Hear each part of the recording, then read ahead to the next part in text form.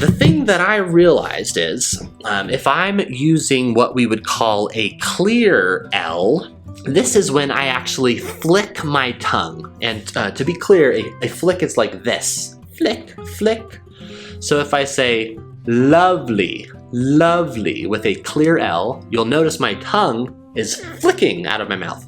Lovely, lovely. And obviously I'm emphasizing this and opening my mouth very big so you can see lovely, lovely. But even when I say it normally, my tongue goes woo when it flicks. So both of the sounds, the tongue is on the alveolar ridge behind the teeth. Oh. But with the clear L, there's a flicking. Lovely. Place. Clap. When you have that la flick of the tongue, that's going to be a clear L. And then the dark L, there's no flick.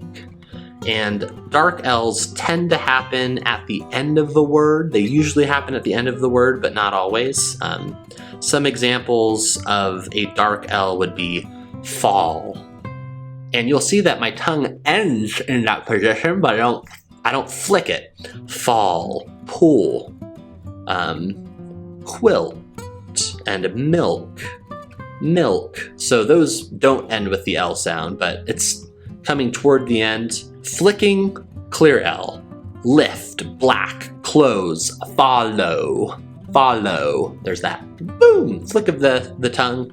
A dark L, my tongue goes to that position, but I don't flick it. I say fall, ball, bowl.